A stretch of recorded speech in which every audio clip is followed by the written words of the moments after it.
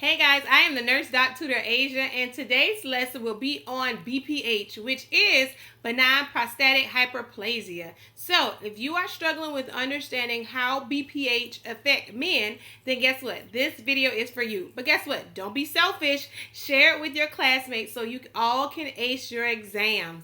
This channel is dedicated to helping you, yes you, get RN or LPN behind your name. So let's get started.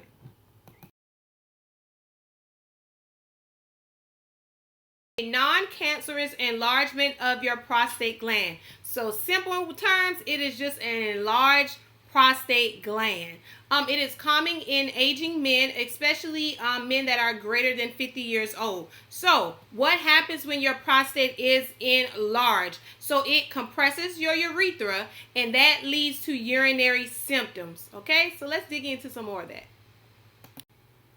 So let's dig into the pathophysiology just a little bit. So testosterone is converted to DHT, which is a type of testosterone in the prostate, and this hormone then causes hyperplasia of your prostate cells. So this is what leads to the gland enlarging.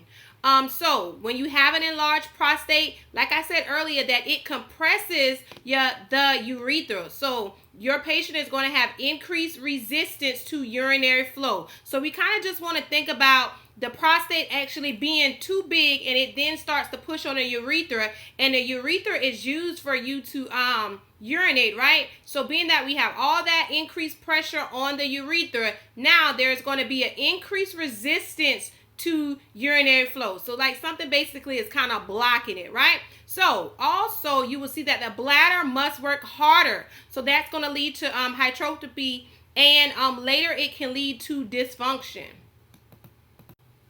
So there are many exams that can be done to diagnose BPH, but one that I want to talk about is your digital rectal exam. So that will show the enlarged and smooth and firm prostate. Also, you can have a prostate specific antigen test done, and those levels will be elevated. They may even run a urinalysis just to rule out infection. They also can do post bladder post void bladder scans, and that's just to see how much urine is left in the bladder after a patient has urinated or after they have been catheterized.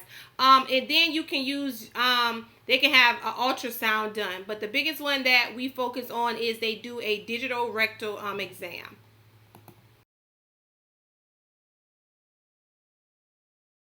Older than 50 years old, if they have a family history of it, obesity, sedentary lifestyle, diabetes, and heart disease, and also erectile dysfunction puts them at a risk for BPH.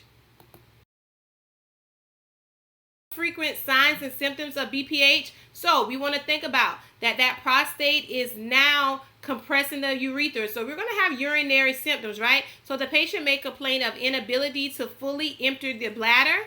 They may have increased frequency of urination at nighttime. They may have a weak urine stream, difficulty with starting urination, and then they may have urgent and frequent need to urinate. So you just want to remember the patho when you are thinking about the signs and symptoms. So let's talk about some treatments that you can expect for a patient with BPH to get. So as far as your medications, your patient could be on alpha blockers, and what they do is relax the smooth muscle. They also can be on the 5-alpha reductase inhibitors like finasteride, which reduce prostate size.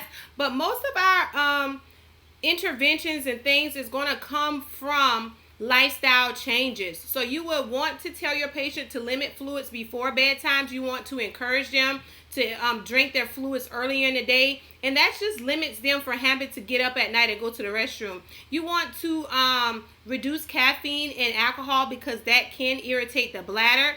And then you want to do bladder training with your patient. So one of the techniques is called double voiding technique. And that is after urinating, you want to wait a few minutes and then try to void again. So why? This will help try to empty the bladder and reduce retention. Also, you want to schedule voiding. So you will want your patient to urinate every 2 to 3 hours, even if they don't have a strong urge to go. And this helps prevent bladder overdistension and retention. So remember, with your patients with BPH, you want to teach them about the medications as well, but a lot of things will be lifestyle changes and how to manage the signs and symptoms that they are experiencing.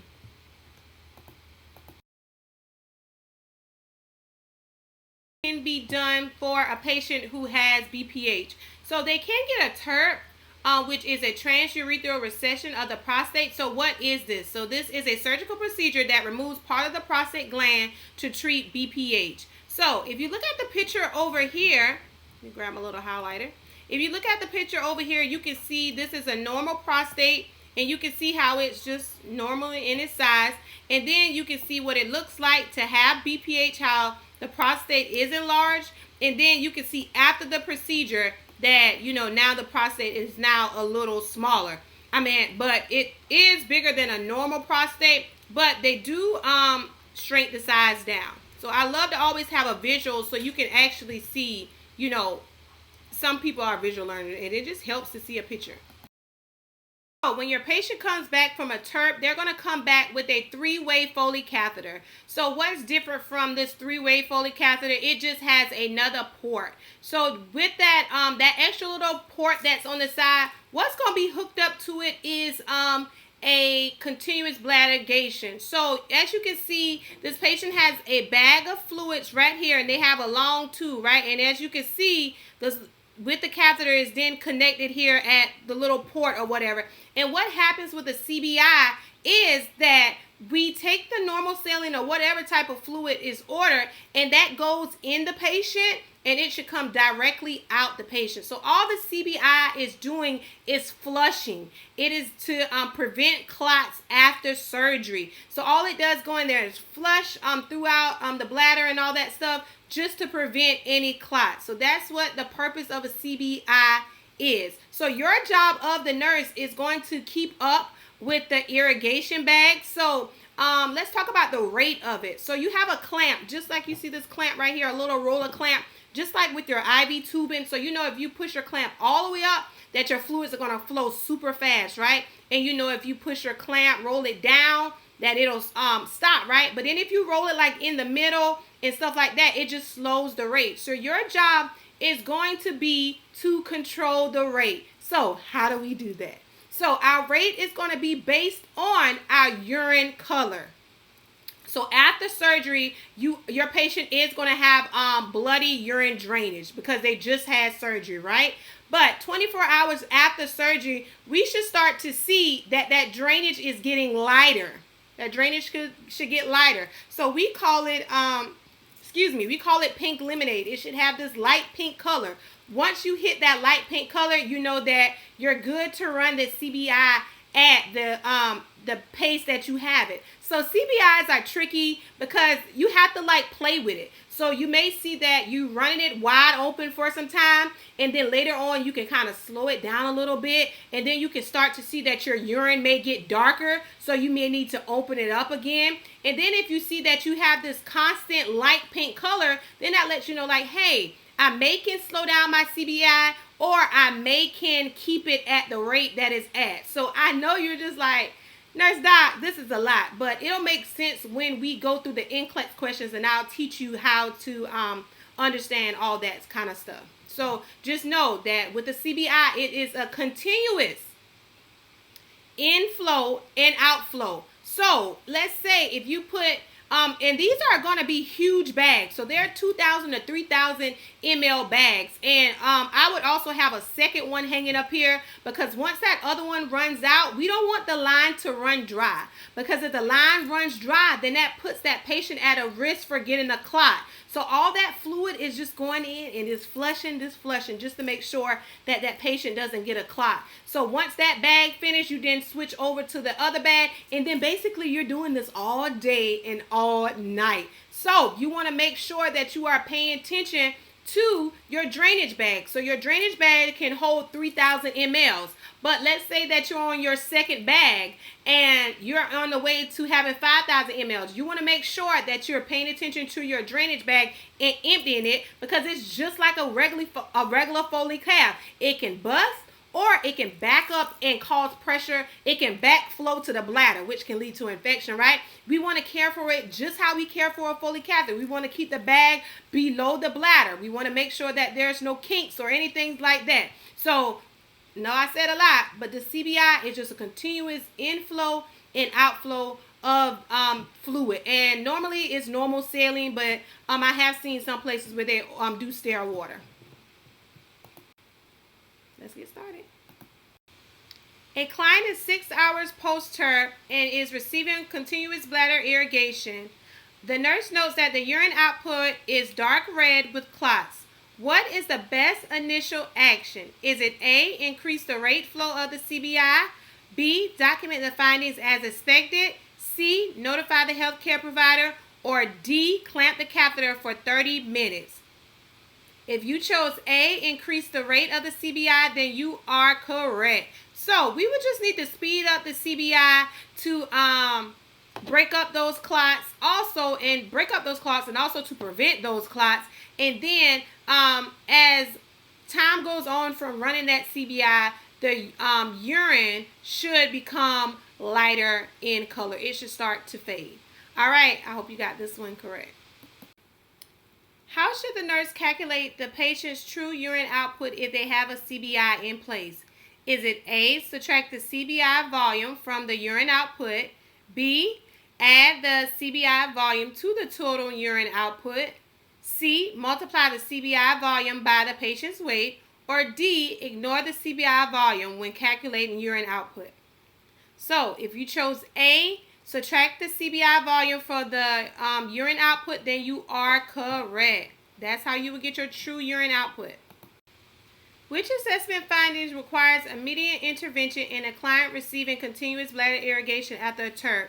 Is it A, pink tinged urine with occasional clots, B, complaints of bladder spasms, C, reports of feeling pressure and lower abdominal pain, or D, an output of 150 mLs over 1 hour with 2,000 mLs of irrigation going in? If you chose D, then you are correct. So if 2,000 went in, a minimum of 2,000 needs to come out.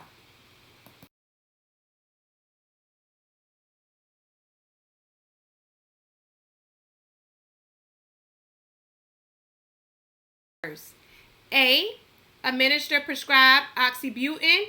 B, irrigate the catheter manually. C, stop the bladder irrigation. Or D, encourage ambulation. So I'm going to give you some time to think about it.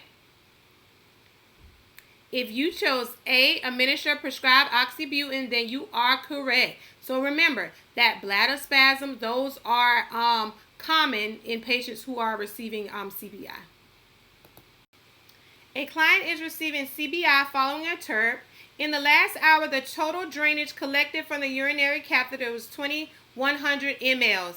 The irrigation fluid was running at 125 mLs per hour and has been running for the past 8 hours. What is the patient's true urine output? So we know in order to get this, we would have to find out how much irrigation went inside the patient. So we would take 125, because it says 125 mLs per hour. So we would take 125, multiply that by 8, because it was running for 8 hours, and we would get 1,000. And we then would subtract 1,000 from 2,100, and you would get A, which is 1,100.